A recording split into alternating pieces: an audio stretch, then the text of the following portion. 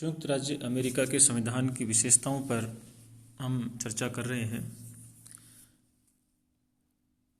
इससे पहले के व्याख्यान में हमने ये समझने का प्रयास किया कि किस तरीके से अमेरिका के संविधान का निर्माण हुआ, किन परिस्थितियों में निर्माण हुआ। अमेरिका के एक संक्षिप्त इतिहास पर भी हमने चर्चा की और एक कथन आया था मुनरो का कि अमेरिकी संविधान स्थिर नहीं है अपितु गतिशील है। ये डार्विनवादी है, न्यूटनवादी नहीं है। डार्विनवादी मतलब यहाँ विकासवाद से है, न्यूटनवाद का मतलब यहाँ शाश्वतवाद से है। तो अमेरिकी संविधान स्थिर नहीं है अपितु गतिशील है।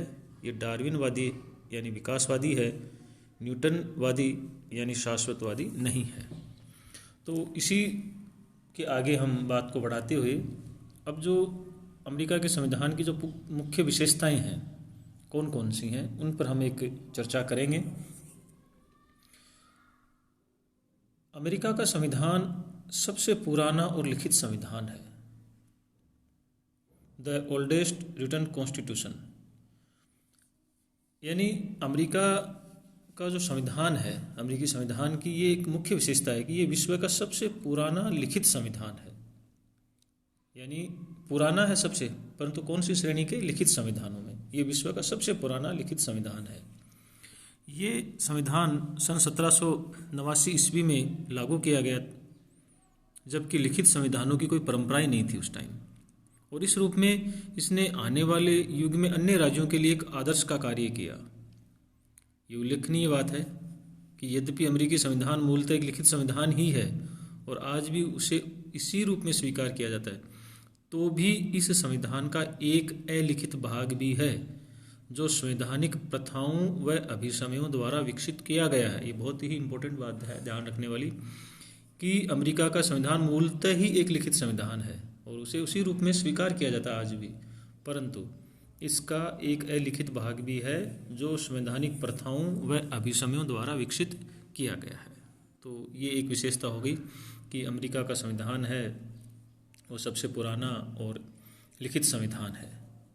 दूसरी विशेषता की हम बात करें तो ये एक संक्षिप्त आलेख है।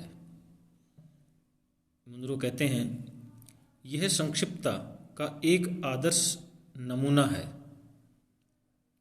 संविधान में केवल 4000 शब्द हैं जो 10 या 12 मुद्रित पृष्ठों में आ जाते हैं और जिन्हें आधे घंटे में हम आराम से पढ़ सकते हैं। जैसे हम भारत के संविधान की बात करें तो 395 अनुच्छेद है, काफ़ी बड़ा संविधान है। और जो अमेरिका का संविधान है मुनरो के अनुसार कि व्यक्ति उसे आराम से आधे घंटे में पूरे संविधान को पढ़ सकता है। यानी विश्व का ये कहा जाता है कि सबसे छोटा सबसे संक्षिप्त संविधान अमेरिका का संविधान है। इसमें केवल 7 अनुच्छेद हैं और जो यूरोप के राष्ट्र हैं ऑस्ट्रेलिया, कनाडा, दक्षिणी या इसके अलावा जैसे अफ्रीका है, दक्षिणी अफ्रीका है, कनाडा है, तो इन जो राष्ट्रों में चाहे यूरोप की बात कर लो, मैंने जैसे उदाहरण दिया, या ऑस्ट्रेलिया की बात कर लो, या जैसे ये फ्रांस है, स्विट्ज़रलैंड हैं, यूरोप के जो देश हैं, और एशिया के भी देख लो तो कहीं 128, कहीं 147, 153, भारत में जैसे 395 अनुच्छेद हैं, 12 अनुसूचियाँ हैं। तो सारे संविधान काफ़ी बड़े हैं। एक तरफ 7 अनुच्छेद, एक तरफ 100 से ऊपर सभी में 395 तक अनुच्छेद। तो इस दृष्टि से देखे जाए तो ये बहुत छोटा है, बहुत संक्षिप्त संविधान है। ये उल्लेखनीय है कि यद्यपि मूल संविधान अति संक्षिप्त है किंतु उसे संशोधनों व अभिसमयों द्वारा विस्तृत भी किया गया है। ज़्यादा संशोधन तो नहीं हुए हैं वहाँ पर, परंतु संशोधनों और जो अभिसमय है, यानी जो आपको बताया था ब्रिटेन के संविधान में हमने अभिसमय की बात की थी, पढ़ा था, तो वही चीज़ है। तो वहाँ इनका है प्रभाव, हम देख सकते हैं वहाँ पर। और ये क्यों है? प्रश्न ये पैदा होता है कि अमेरिका का संविधान इतना छोटा और संक्षिप्त क्यों है? कोई तो कारण होंगे इसके। तो कुछ कारणों की हम चर्चा करेंगे जो जिनसे ये स्पष्ट सिद्ध होता है कि वास्तव में अमेरिका का संविधान छोटा किस लिए है। जैसे कुछ मतलब क्या बातें ऐसी जो इतना अपने ने उन्हीं बातों को 395 अनुच्छेदों में लिखा, वो किस तरह से उनको 7 अनुच्छेदों में लिखते हैं, तो ऐसा क्या अंतर रहा है, मुख्यतः क्या कारण रहे हैं। तो जैसे एक कारण ये माना जाता है कि शासन के अंगों का विस्तृत उल्लेख नहीं है संविधान में। यानी इसके संक्षिप्त होने का एक कारण है कि इसमें शासन के सभी भागों का विस्तृत विवरण नहीं दिया गया है।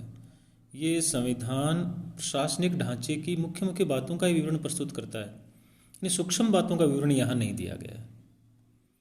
जैसे हम बात करें उदाहरण के लिए, तो वहाँ की जो संसद यानी व्यवस्थापिका जिसे कांग्रेस कहते हैं, तो कांग्रेस के दोनों सदनों के आपसी संबंध, राष्ट्रपति के मंत्रिमंडल के क्या संबंध होंगे, तो वो विस्तार से या उनकी कोई भी विशेष बात नहीं दी गई, यानी उस मामले में संविधान मौन है। और संघ की इकाइयाँ संविधान से अलग होना, जैसे अमेरिका के संविधान जो है उसमें ये संघ की जो बात है उसमें मुख्यतः केंद्रीय सरकार से संबंधित व्यवस्थाओं का विवरण दिया गया है। इसमें संघ के इकाई राज्यों के संविधानों को शामिल नहीं किया गया है, राज्यों के अपने अपने, क्योंकि वहाँ अलग संविधान है। तो ये एक बड़ा कारण है कि हर राज्य का अपना एक अलग संविधान है ना। मतलब संघ की इकाइयों के जो संविधान हैं उनका अलग होना, अलग होने का मतलब इकाइयों का संविधान अलग से है। जो 50 इकाइयाँ हैं वहाँ पर उनका अलग संविधान है और संघ का अलग है। तो जो हम जिस संविधान की बात करें अमेरिकी संविधान की, ये मुख्यतः केंद्रीय सरकार से संबंधित जो व्यवस्थाएं हैं उन्हीं का विवरण देता है। तो उसमें इकाइयों का विवरण नहीं आना भी एक बड़ा कारण है। और उनका जो ये कहा जाता है कि संविधान निर्माता जो थे अमेरिकी, उनका उदार दृष्टिकोण, मतलब संविधान निर्माता संविधान को कठोर रूप नहीं देना चाहते थे, अपितु वे एक ऐसा दस्तावेज बनाना चाहते थे जिसका विकास आने वाली पीढ़ियाँ स्वयं करें। जैसे वहाँ एक न्यायाधीश फ्रैंक मर्फी का एक कथन बहुत महत्वपूर्ण है। कहा था उन्होंने, क्रांति की भावनाओं से प्रेरित संविधान निर्माताओं ने आने वाली पीढ़ियों के लिए कठोर राजनीतिक ढांचा नहीं तैयार किया। तो क्योंकि ये इस संविधान को कुछ जैसे मेन तो ये हो गया कि संघ की इकाइयों के संविधान का अलग होना, जो उनके इकाइयाँ हैं उन 50 इकाइयाँ उनके संविधान अलग हैं, और शासन के जो अंग हैं सरकार के, व्यवस्थापिका, कार्यपालिका, न्यायपालिका, तो उनके क्या संबंध होंगे उनका विस्तार से उसमें उल्लेख नहीं किया गया है। और एक कुछ उनका दृष्टिकोण भी यही था कि धीरे धीरे अपने आप विस्तार स्वरूप ले लेगा, इसका विकास होता रहेगा अपने आप से। अब ये जो हमने देखा कि अमेरिका का संविधान बहुत छोटा है, विश्व का इतना मतलब 7 अनुच्छेद और एक तरफ 395 अनुच्छेद, तो हम तुलना ही नहीं कर सकते कि कितना छोटा है। तो इसका मतलब ये कारण तो हमने देख लिए, तो इसका प्रभाव क्या है, यानी इसका ये जो छोटा होना ये क्या प्रभाव डालता है, इसकी प्रभावशीलता है या नहीं, तो इस पर भी हमें चर्चा करनी चाहिए। इसकी विशेषताओं के अंतर्गत हम जब बात कर रहे हैं तो इसके क्या प्रभाव हैं। जैसे कहा जाता है कि संविधान को स्थायित्व प्राप्त होता है, यानी अमेरिकी संविधान संक्षिप्त है, अतः आने वाली पीढ़ियों ने इसका अपनी आवश्यकता अनुसार विकास किया है और उसे स्थायित्व प्रदान किया है। हेरोल्ड जिंक का एक कथन है, साधारण तौर पर यह कहना उचित होगा कि संविधान की संक्षिप्तता एक अप्रिय जिम्मेदारी के स्थान पर एक लाभपूर्ण व्यवस्था रही है। सन 1787 ईस्वी के संविधान के स्थायित्व का एक बड़ा श्रेय इसकी संक्षिप्तता को दिया जा सकता है, यानी 1787 से लेकर आज तक ये स्थायी रूप से है, तो इसका कारण है कि वो संक्षिप्त है। और जैसे भी लगा तो इन्होंने इसका अपने हिसाब से इसको आवश्यकता अनुसार इसमें विकास किया है। एक न्यायपालिका का महत्व बहुत बढ़ जाता है संक्षिप्त होने से, क्योंकि अनेक संवैधानिक विवाद पैदा हुए हैं जिन्हें न्यायपालिका ने हल किया, इस पर न्यायपालिका का महत्व बढ़ा है। संवैधानिक विवादों को हल करने में सर्वोच्च न्यायालय इतना अधिक महत्व रखता है कि जस्टिस फ्रैंकफर्टर ने तो यहाँ तक कह दिया कि सर्वोच्च न्यायालय ही संविधान है वहाँ पर, क्योंकि हर चीज़ तो डिटेल से दी नहीं गई है। तो विवाद जैसे ही होता है तो फिर उसकी व्याख्या का जो अधिकार है वो न्यायपालिका के पास है, तो न्यायपालिका फिर उसकी विस्तार से व्याख्या करती है। हमारे यहाँ न्यायपालिका के पास इतनी गुंजाइश नहीं है, क्योंकि यहाँ हमने हर चीज़ को संविधान में ही विस्तृत रूप में लिख दी है। वहाँ एक शब्द आता है निहित शक्तियों के सिद्धांत, डॉक्टर ऑफ इम्प्लाइड पावर्स, निहित शक्तियों के सिद्धांत की वहाँ स्थापना की गई है। संविधान संक्षिप्त होने के कारण एक बार विभिन्न विषयों के बारे में ये स्पष्ट नहीं कर पाता है कि वे केंद्रीय विषय के हैं अथवा राज्य के। इस स्थिति में सर्वोच्च न्यायालय संविधान में निहित शक्तियों के सिद्धांत के आधार पर बताता है कि ये विषय किसे प्राप्त होने चाहिए। इसके ऊपर हम आगे चर्चा करेंगे कि निहित शक्तियों का सिद्धांत क्या है, थोड़ा विस्तार से भी इसको देखने का प्रयास करेंगे। और इसके अलावा वहाँ प्रथाओं व परंपराओं का विकास, मैं बात कर रहा हूँ इसी की संक्षिप्तता की क्या महत्ता है, इसकी इम्पोर्टेंस क्या है।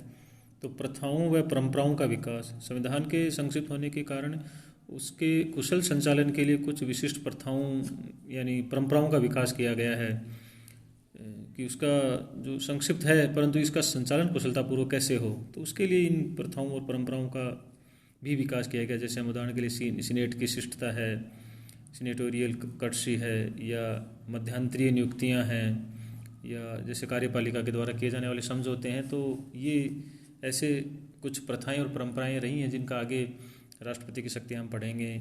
और जो सीनेट है यानी वहाँ के कांग्रेस के बारे में पढ़ेंगे तो ये सीनेट ये शिष्टाचार है वहाँ भी अपने आएगा, तो वहाँ इनके ऊपर अपने थोड़ा सा विस्तार से व्याख्या करेंगे। और एक लूट प्रणाली, स्पॉइल सिस्टम अमेरिका के लिए कहा जाता है, तो राजनीतिक लाभ हेतु लूट प्रणाली का भी वहाँ जन्म हुआ है। संविधान अपनी संक्षिप्तता के कारण संघीय प्रशासनिक सेवाओं पर व्यक्तियों की नियुक्ति एवं पद मुक्ति के बारे में मौन है, अतः लूट प्रणाली का वहाँ जन्म हुआ है। हालांकि वर्तमान में ये लूट प्रणाली बहुत सीमित हो गई है।